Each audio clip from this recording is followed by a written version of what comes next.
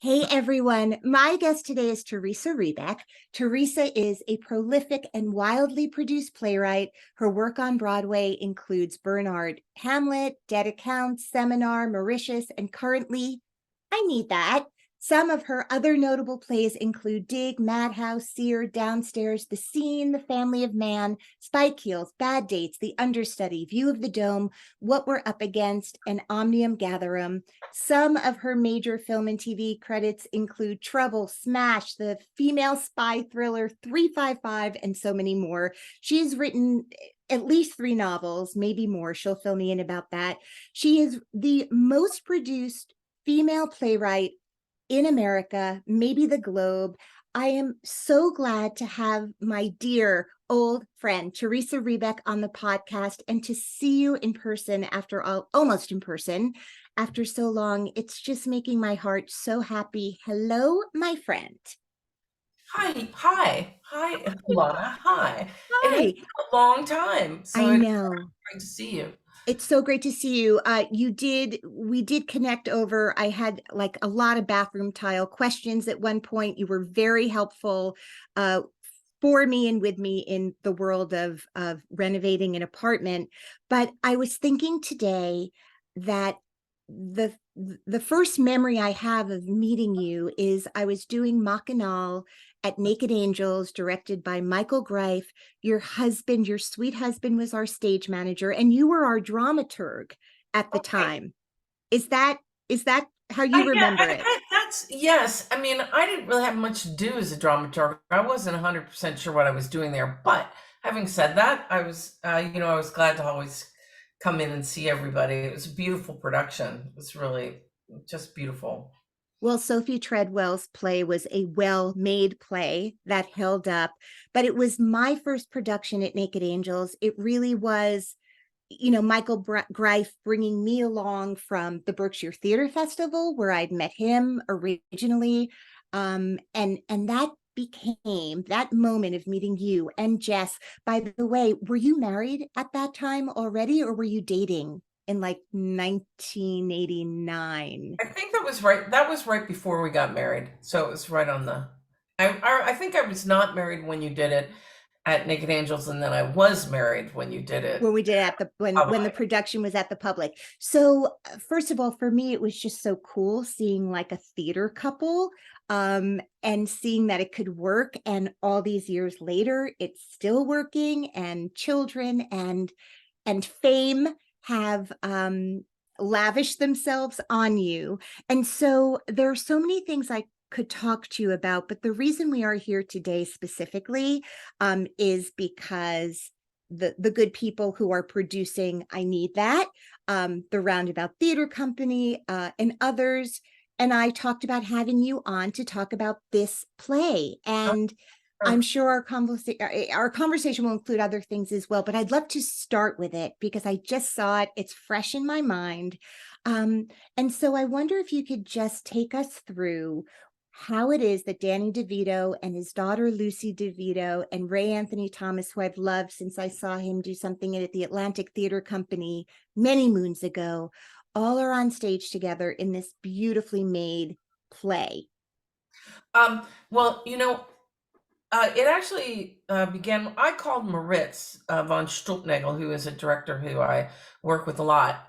And in the middle of it was the middle of the pandemic, and I had been thinking about what are we had to do something, and so what could we work on? And it felt like, it needed to be small. It needed to be one set, that everyone was so worried about how to produce theater at all when we came out of this.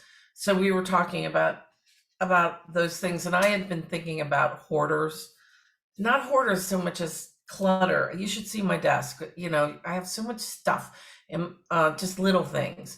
And my husband has really pristine working space. That's his desk behind me.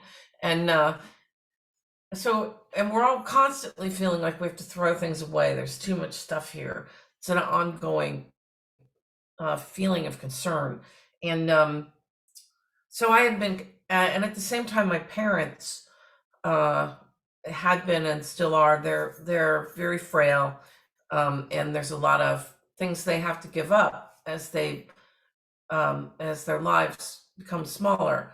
And so all of these things were on my mind. And then Moritz said to me, "What do you think of Danny DeVito?" And because he knew Danny, and I said, so I really had not written a word. And I said, "I'm obsessed with Danny. I'm obsessed with Danny DeVito." So he said he and his daughter are looking for something to do together. And so we got on the phone with them, and we kind of talked about this idea.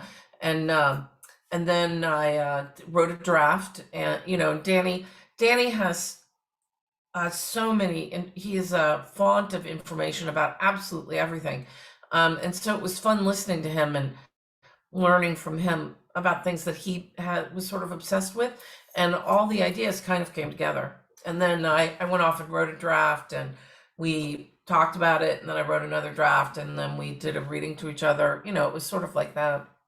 And then at some point, still during the pandemic, Todd Hames, the late great Todd Hames, called Danny and asked him if he would want to do something there when the pandemic had eased up on us. And Danny said he was working on this play with me, and I had also worked at the Roundabout, so there was a sort of synchronicity there.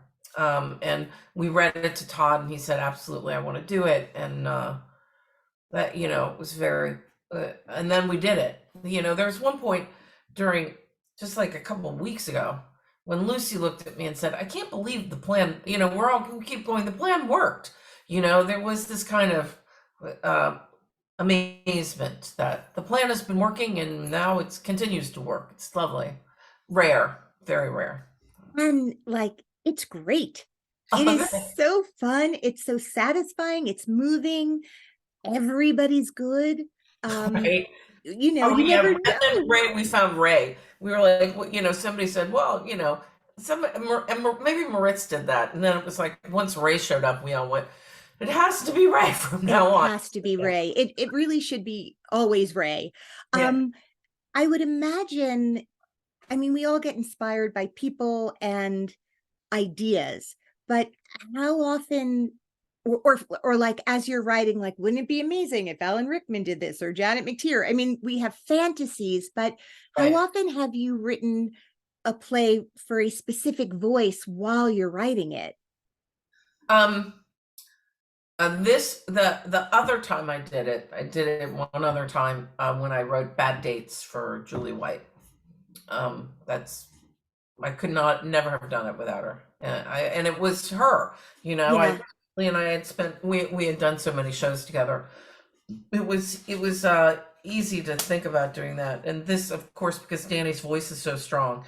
But it's not something you try, every now and then I go, "I'm not going to do that again." You just, it's very challenging in a lot of ways. But So in this different. case, It's different, I'm sure, Yeah. because it's demanding your muse work in a very constrained way, which is not how you usually write. That's right. You're 100% right. But the other thing is, every now and then there's a moment when I think Shakespeare did this, or Moliere did this, they wrote on their companies.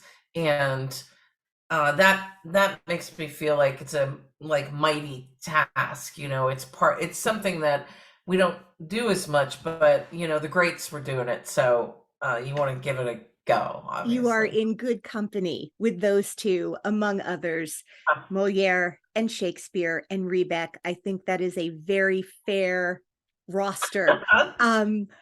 It's funny as you say that. I was remembering there was a moment where you were loosely basing a film idea on Naked Angels, this idea of and it's such a great idea still, just the idea of like a group of people coming up together, just making work because they love to make work, and then one of them having to come to the rinky dink downstairs basement theater and saying, "I have to leave our one act festival because Steven Seagal has hired me," right? And sort of I still think about that idea all the time. It's been done in various ways in other films, but I do still feel feel like what happens when this pure thing is suddenly invaded by this other thing.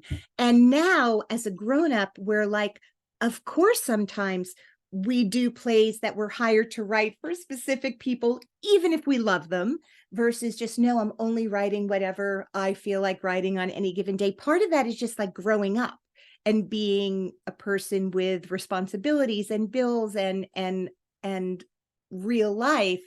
But I do feel like when I look at you and your career, even this, you're going like, yeah, I'll do it because I friggin' love Danny DeVito. They weren't bringing you, a YouTube sensation that you had no Right. relationship to. You Well, have written the stories you want to tell for 30 years now. yes, I mean, I have to say in this situation, the opportunity to work with a comedic genius like Danny is not to be taken lightly in any way. I mean, I spent much of the rehearsal process watching him and thinking, how is he doing that? Because you can see him like messing with the bottle and do, I mean, it's just fascinating because when you write comedy a lot, you do that within sentences. You go, if you pop the laugh here, then you have to get this bit of information in before, you don't pop the laugh here and then keep going with the same thought. It's just fascinating. It's a little nerdy, where you're constantly thinking about how to tweak that. But anyway, did I interrupt? Did you have a question there? You did. About the movie. I don't remember that going very far. It did I not. think it remains a hilarious topic, I think, that everybody can relate to. We all had, a friend of mine just came back from DC where he was at his 50th high school reunion. This is a gentleman who's older than me. His 50th, and I just think, how can you do that? I'm so terrified of looking at my past. 50th high school reunion, he went. I always think the past and the present are different things for a reason, and that you should not break the wall between them. I'm not interested, but I'm just a coward around that, I think. I totally understand that. Also, anyone with even like the tiniest bit of social anxiety, that you would just be literally like dead before you got out of your car. Like, Unbelievable. I think they should, if anytime someone holds one of those things, the walls should be lined with psychiatrists, like that, or therapists, just like, and because so much, Valium. yes, and yes, Valium, Xanax, whatever you need to get through that. Speaking of Valium, Xanax, whatever you need, psychiatrists, I know that I'm about to ask you such a basic writer question, but I don't care. I'm going to ask it because I know that in some ways everyone's process is similar, and yet everyone's process is completely different if they are artists. What is it that tells you? I mean, you must have a million ideas a day, like that movie we just talked about as an example of something that like is in the hopper. How do you know when you're not being, um, what's the word? I'm losing language. When you're hired by a theater to write a play, you are When you're not commission. Yeah. But when it's just you, how do you know what to follow through on? Like that idea is good. Why do you stay with something? because it's amusing. It's yeah, it's something you're curious about.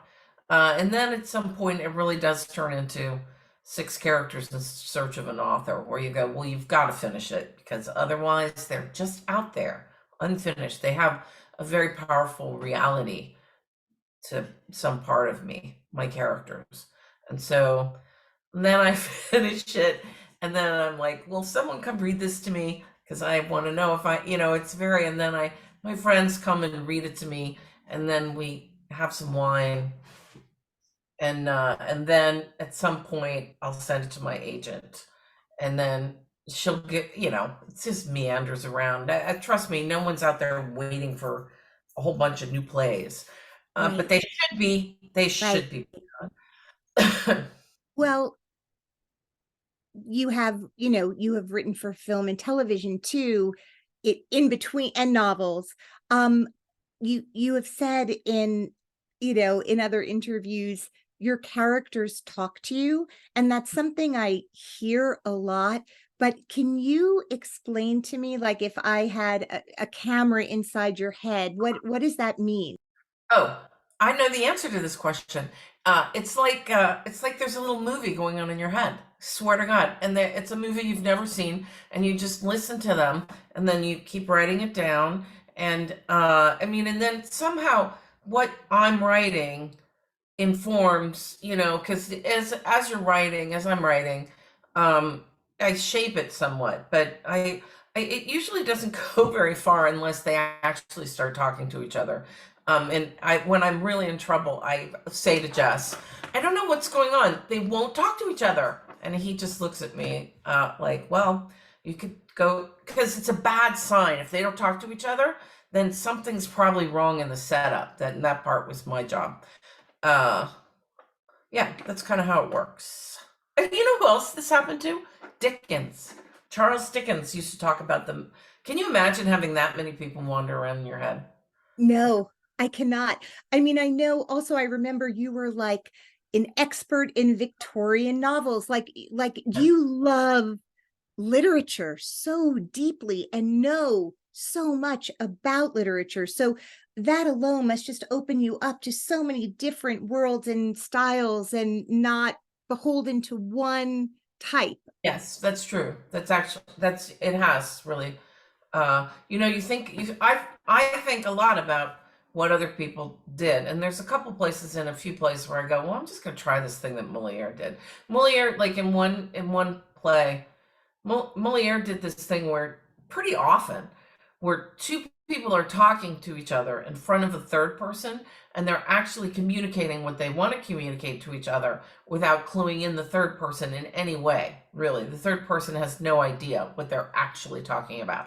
And I did this. It took forever. It's really hard. I was like, I don't know if I'm going to try that again. And But did it's it a great. rhyme also? No, it didn't rhyme. It didn't even rhyme, and I thought it was hard. And but I did. I thought Moliere did this all the time. He didn't just do it once. As soon as Right. I describe it to you, you've seen it a bunch of times. And Yeah. I just think it's really hard. And then there's a couple of other there's some structural things I've borrowed from Shakespeare, where and I think that that's a really vital way to work.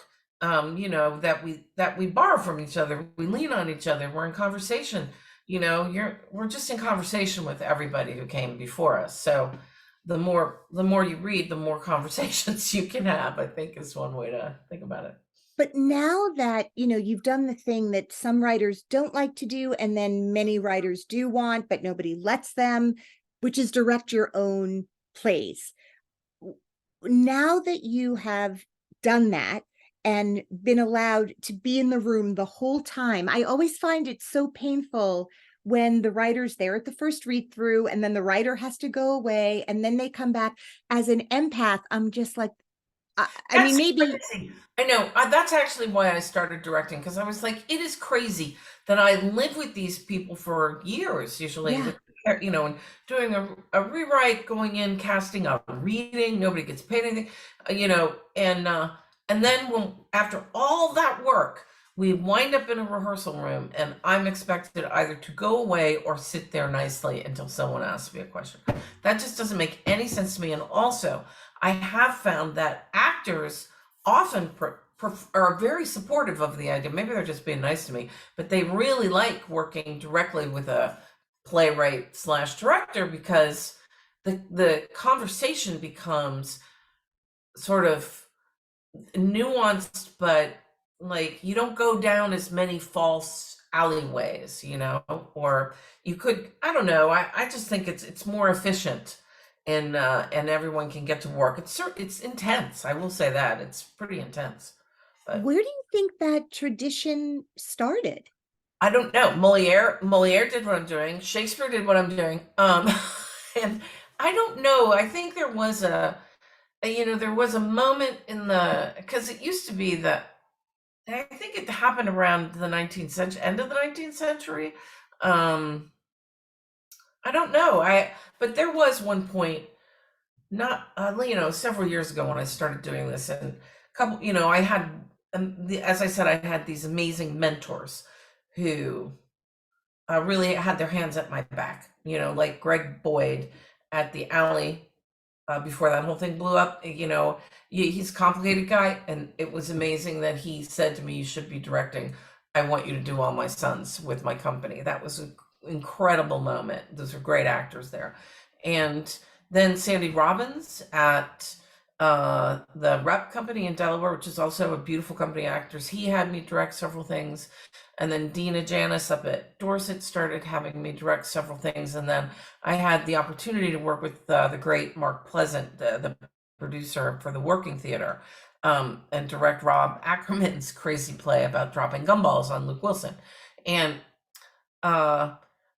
when even after many productions, all of which went great, frankly, I still have people going, "Oh no, you must not direct your own work." And I think, no, catch up, everybody catch up, because I'm obviously not the only person doing this now, and I think it's a really exciting.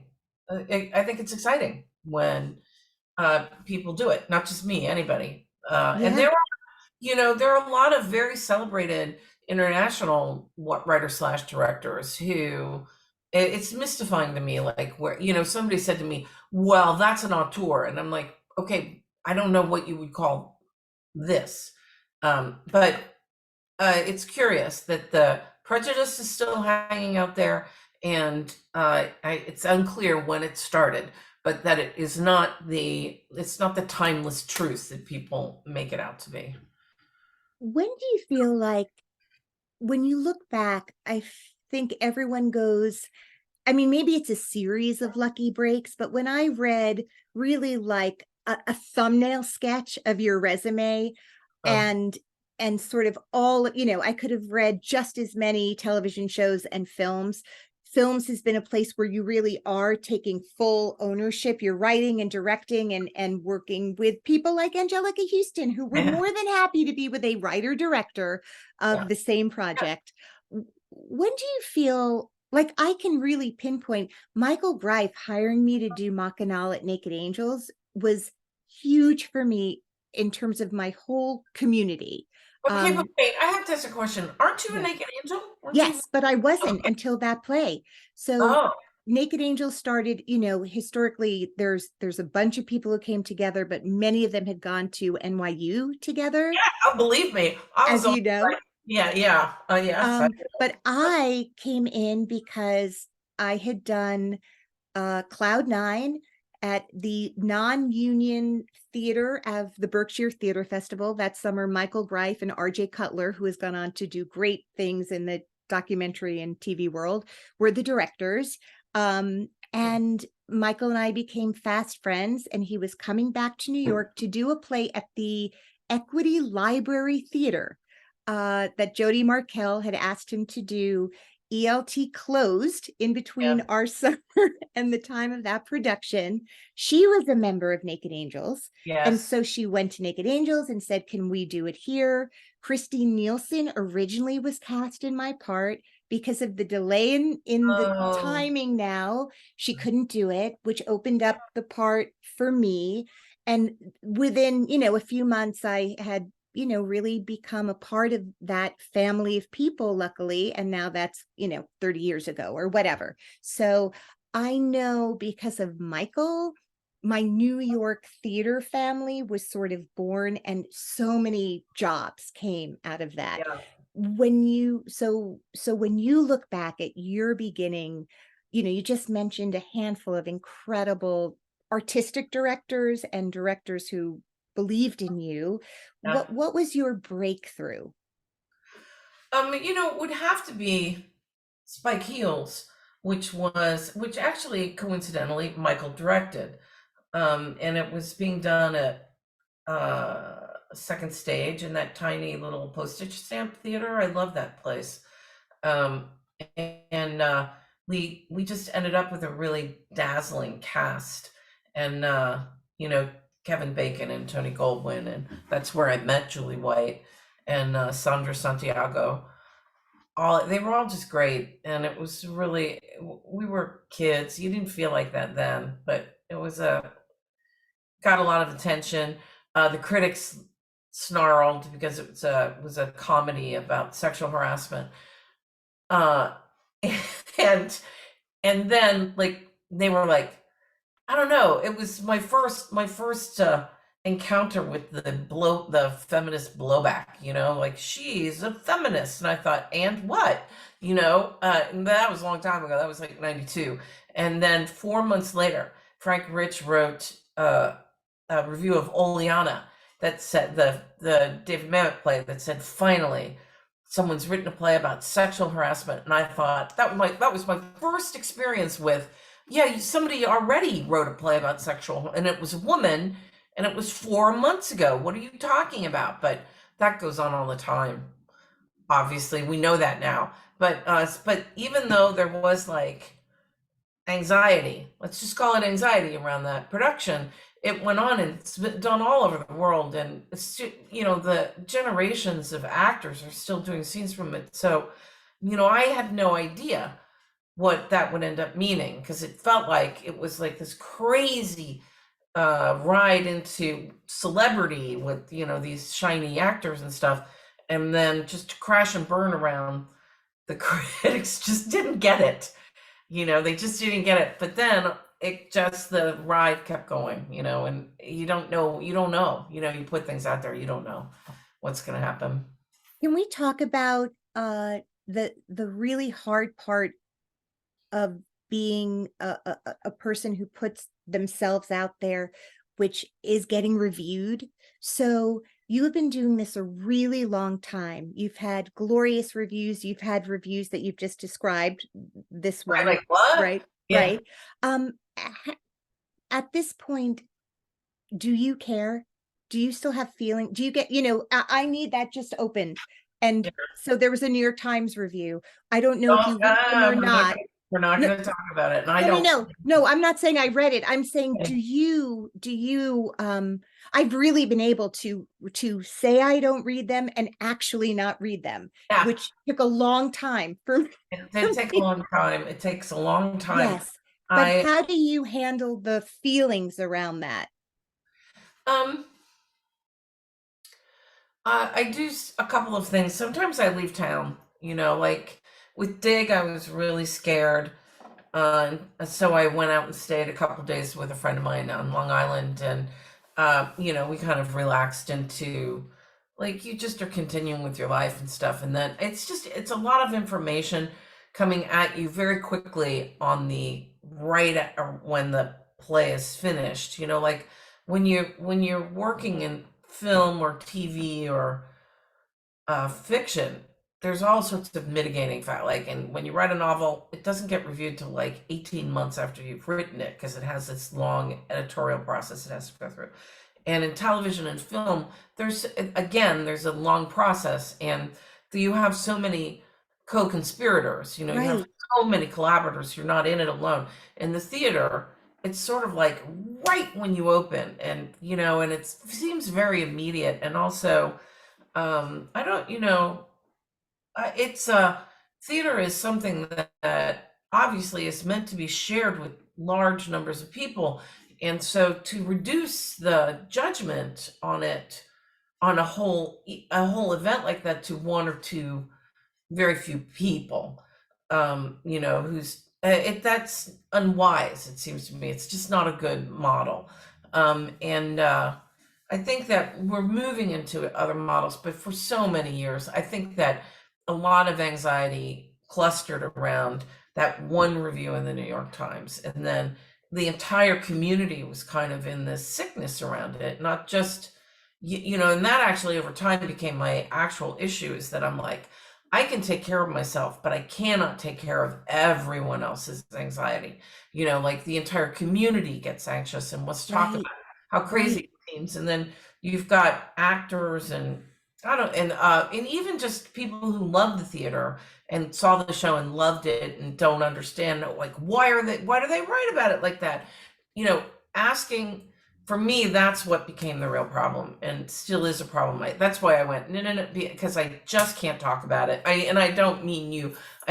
No, I I can't, understand. ultimately you go, I can take care of myself. I just can't care of everyone in my community. And we are all still in a place where we collectively spasm over that stuff. Don't Can you we think? go? Yeah, 100%. And I'm always looking for some, like someone's going to have the magic pill.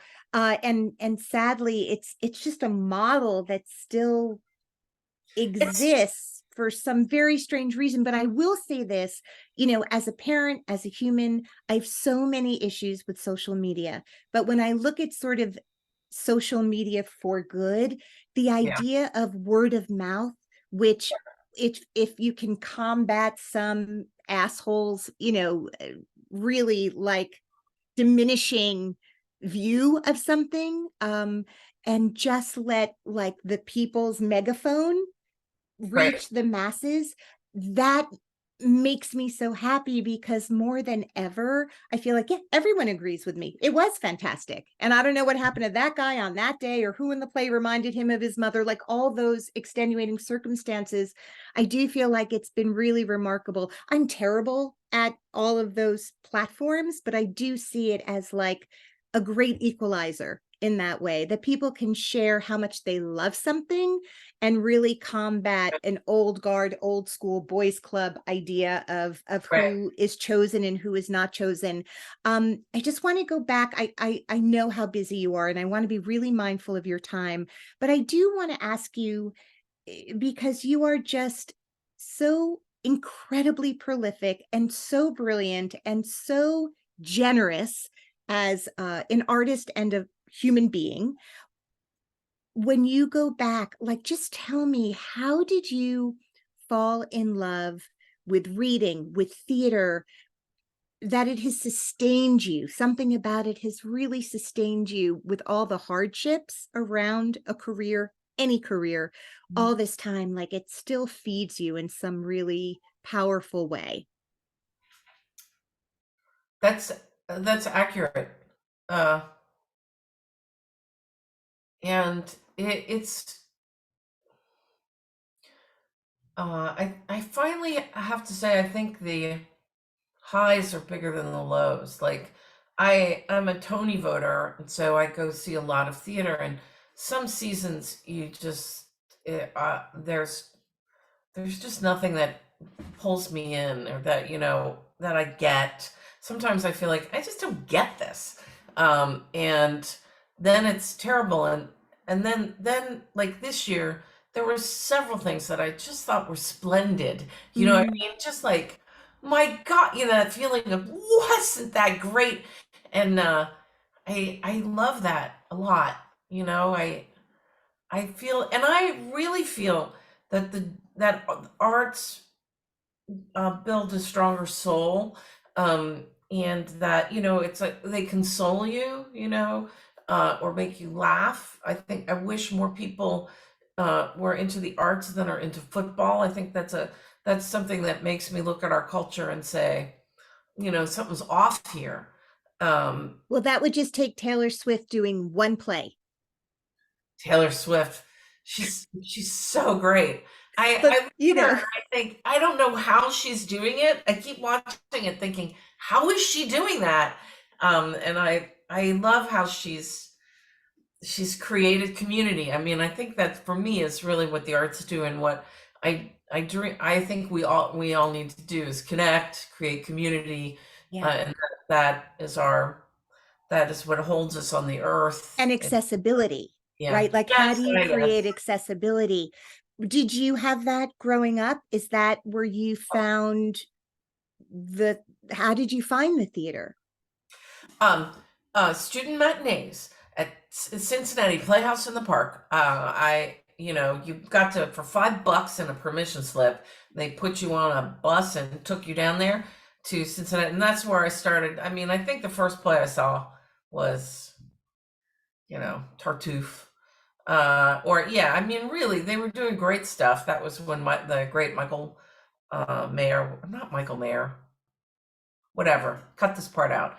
I knew the artistic director, and he did a great job with that. And we just show up and see the classics, and it was fantastic. 3 times a year.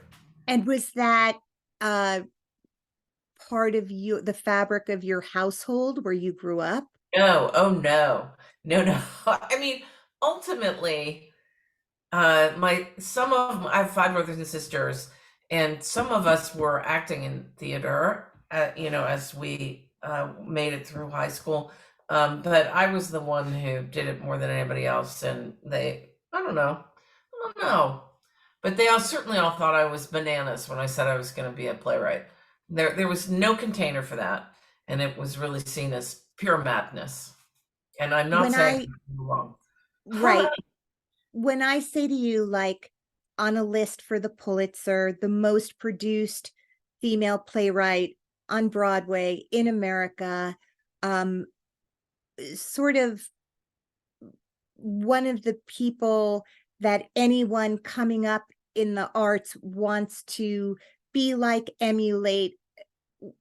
How do you feel at this point about all of that? How can you celebrate that? Can you take that in? It's hard. I have to say that is hard because it's been really hard when you ask about um, taking your knocks. I've had plenty, and they don't all go away.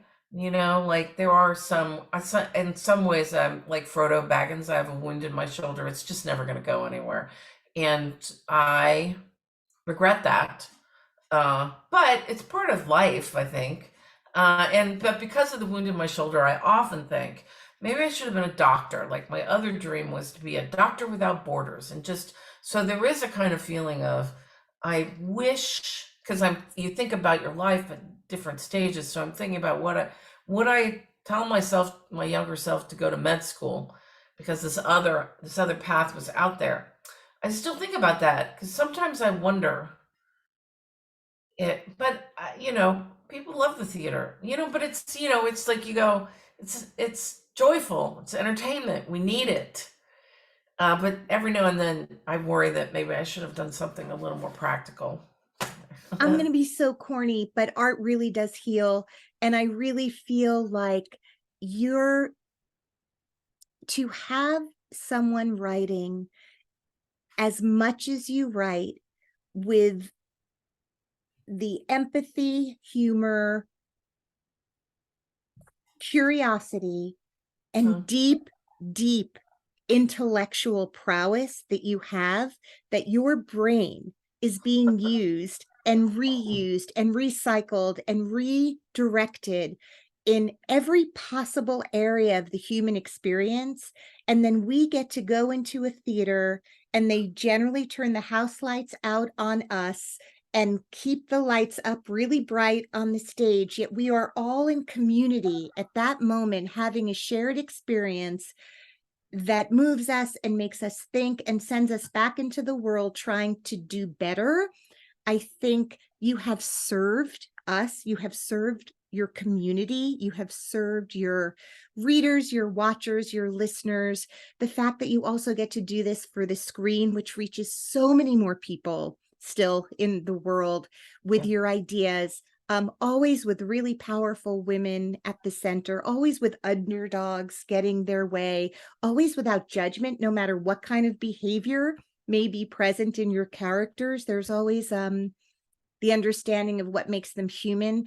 I think it makes you truly one of the most remarkable writers of our generation, of all generations.